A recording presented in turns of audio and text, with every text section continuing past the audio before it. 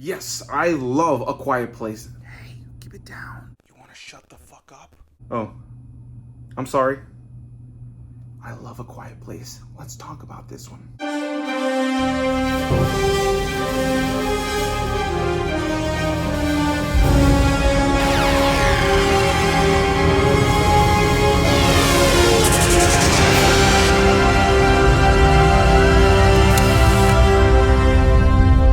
What's going on, everybody? Welcome back to another video. And in today's video, we're going to be talking about A Quiet Place. So with A Quiet Place 2 coming out tomorrow, I figured let me go ahead and get my review for the first one out here on the channel so you guys can know how I feel about the first movie leading into the second one. I will be going to see the second one tomorrow night, and I believe I'm going to be seeing Cruella on the same night. So you guys will maybe have to wait till like 11 or 12 tomorrow night after I get home from seeing both of them and filming both reviews to see those reviews go up. But for right now, if you're watching this after the fact, those videos may already be up. But let's jump into my thoughts on A Quiet Place, written and directed by John Krasinski, who I was a huge fan of from The Office series. I'm a huge fan of The Office, and I actually have a review planned out for that I've had planned out for weeks, and I just have been slacking on that. But yeah, I'm a huge fan of that show, and it was always kind of weird to start to see John Krasinski starting to dip his toes into more serious roles. But man, he's done such a great job showing that he's a lot more than just the funny guy, and I really thoroughly enjoy his work as far as a writer and director in this film, and I'm very much looking forward to the sequel, which I believe he also wrote and directed. And so yeah, he stars in this film as well as alongside his wife, Emily Blunt.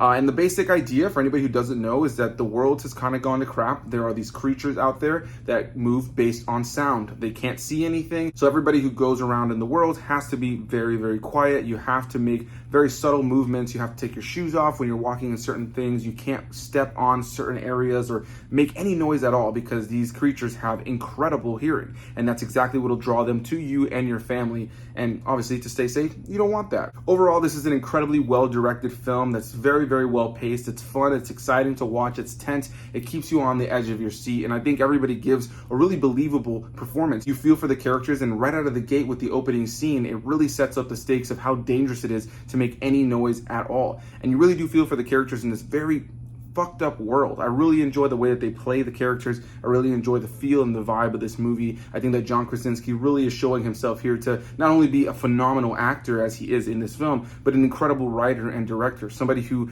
really has a vision for the horror and thriller genre. I really enjoy what he did with this film. There's just so many moments of great suspense where you're just on the edge of your seat. There's the pregnancy scene, or like the scene where she's giving birth later in the film.